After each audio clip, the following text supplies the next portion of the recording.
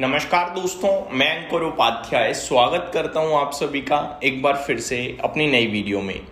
दोस्तों, सबसे बड़ी खबर तो ये है कि प्रेसिडेंट ट्रंप ने कहा है कि ईरान न्यूक्लियर प्रोग्राम को लेकर डील करने के लिए तैयार है और इसकी डिटेल्स मैं आप सभी के साथ कल अभी अगली वीडियो में शेयर करूंगा करीब 12 बजे के समथिंग।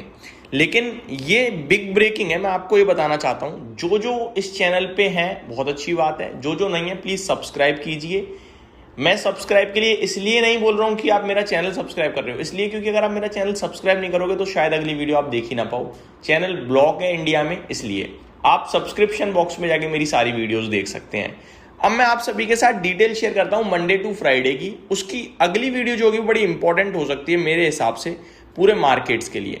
मंडे टू फ्राइडे की बात करी जाए तो सबसे पहले कल यानी 25 मई क्या क्या बड़े ट्रिगर्स हैं। सबसे पहले यूएस ईरान नेगोशिएशन, ये मार्केट के लिए बिगेस्ट इवेंट है इस समय, बिगेस्ट, क्योंकि पूरा बाजार नर्वस कंफ्यूज इसी की वजह से है। डील आएगी नहीं आएगी, आएगी नहीं आएगी।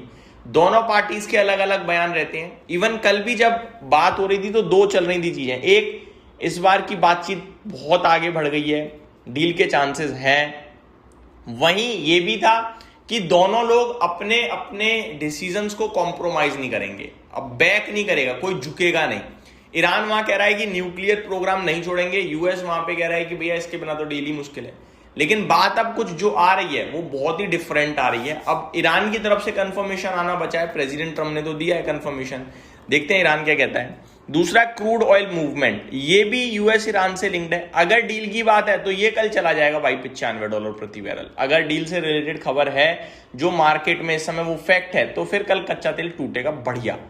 आगे, आरबीआई का डिविडेंड, ये भी बड़ा इंपॉर्टेंट रोल प्ले करने वाला है। मैं आपको फिर से याद दिला दूं, आरबीआई ने 2,87,000 करोड़ का डिविडेंड अनाउंस करा है जो कि सरकार को मिलेगा और ये डिविडेंड अभी तक का सबसे बड़ा डिविडेंड है। इनफैक्ट इतना आरबीआई ने इस डिविडेंड को बांटने के लिए अपना इमरजेंसी फंड कम कर दिया है। जो 7.5% रखते हैं वो इस बार उन्होंने 6.5 रखा है, जिसकी वजह से इमरजेंसी फंड काफी बढ़ गया है। तो ये भी बड़ा इंपॉर्टेंट रोल प्ले कर सकता है इंडियन गवर्नमेंट के लिए। एफआईडीआईज के फ्लोज, ये अपने आप में डेली बेस के ट्रिगर रहते ही रहते हैं। फ्राइडे का ट्रिगर मैं आपको एक बार फिर बताना चाहूंगा एफआईडीआईज का कैसा रहा था। डोमेस्टिक मैक्रो डेटा में देखा जाए तो money supply M3, airline traffic data आएगा, कॉर्पोरेट बॉन्ड इशुएंस डेटा आएगा। सेक्टर्स टू वॉच में कल के लिए OMCs हैं क्योंकि कच्चा तेल काफी इस एक्शन में रहेगा। एविएशन क्षेत्र भी इसी के चलते एक्शन में रहेगा। PSU बैंक्स क्योंकि आरबीआई ने डिविडेंड दिया है। डिफेंस क्षेत्र क्योंकि जियोपॉलिटिकल टेंशन है तो डिफेंस स्टॉक्स ऑटोमेटिकली एक्शन में रह सकते हैं। और पूरा ब्रॉडर मार्केट यानी कि mid cap and small cap market की बात करी जाए तो गिफ्ट निफ्टी से हमें संकेत पॉजिटिव भी मिल रहे हैं। ब्रेंट क्रूड हमारे लिए इंपॉर्टेंट होगा सुबह सुबह देखना, और यूएस फ्यूचर्स देखना भी इंटरेस्टिंग होगा। फ्राइडे के सेशन में अमेरिका के बाजार में तेजी थी तो संकेत तो अच्छे हैं। 26 मई ट्यूसडे की बात करी जाए तो ग्लोबल मार्केट फोकस करेंगे यूएस के हाउसिंग डेटा पे, सऊदी के एक्सपोर्ट नंबर्स पे, ट्रेड के एक्सपोर्ट नंबर्स पे। Traders begin positioning for monthly expiry, week volatility, तो मंथली एक्सपायरी आएगी तो उसके लिए तैयारी हो सकती है। मार्केट की बात करी जाए तो मिड कैप, मोमेंटम काउंटर्स और हाई बीटा स्टॉक्स ये एक्शन में रहेंगे। सेक्टर्स टू वॉच में आईटी, मेटल, एनर्जी और ईएमएस क्षेत्र है।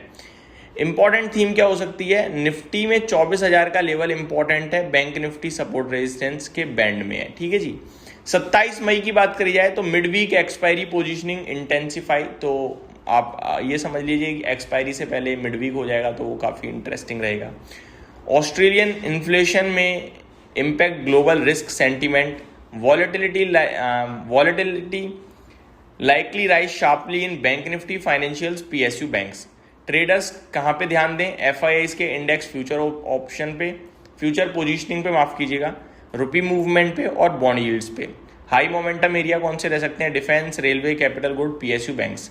28 मई FNO की एक्सपायरी की बात करी जाए अगर थर्सडे यानी सेंसेक्स की एक्सपायरी होगी है तो biggest event of the week में मंथली डेरिवेटिव एक्सपायरी, सेंसेक्स की मंथली एक्सपायरी भी है और आपके लिए ये इंपॉर्टेंट भी रहेगी। इसमें वॉलेटिलिटी आ सकती है, वो सबको पता ही है तो मैं वो छोड़ देता हूँ आप सभी के लिए।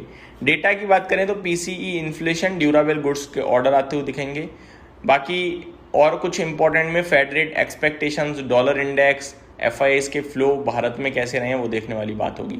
29 मई में देखा जाए तो post expiry trend confirmation day, post reshuffling for June series, traders assesses whether market resumes up trend और करेक्शन डिपेंड्स। तो फ्राइडे को ऑब्वियस है मार्केट यही चेक करेगा, बाकी फिर मार्केट बंद है सैटरडे संडे को तो दोबारा से। तो ये कुछ इंपॉर्टेंट ट्रिगर्स हो सकते हैं इस बार के।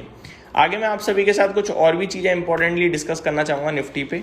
निफ्टी हमारा बंद हुआ है 23,700 के समथिंग, एग्जैक्टली मैं आपको बताऊँ 23,720। हमारे लिए इंपॉर्टेंट है 23,800 छोटे लेवल पे, उसके पार हमारे लिए 24,000 की जगह खुलती है, वहां तक हम पहुंच सकते हैं, उसके ऊपर हम पॉजिटिव हो जाएंगे। नीचे में हमारे लिए इंपॉर्टेंट सबसे पहले 23,600 है, उसके नीचे भी 23,500 हमारे लिए सपोर्ट का काम करेगा। तो ये दो लेवल्स नीचे में सपोर्टिव है। अगर प्रेसिडेंट ट्रंप ने जो कहा है वो मार्केट थम्सअप दे देता है तो फिर मेरे को लगता है बाजार ऊपर जाना चाहिए, कच्चा तेल नीचे जाना चाहिए, पॉजिटिव ही पॉजिटिव है। फ्रेमवर्क को लेकर बात चली रही है, बाकी डिटेल्स जो भी है वो मैं अगली वीडियो में शेयर करूंगा। इस वीडियो में सिर्फ इतना ही। Thank you so much for watching this video. Have a great day guys.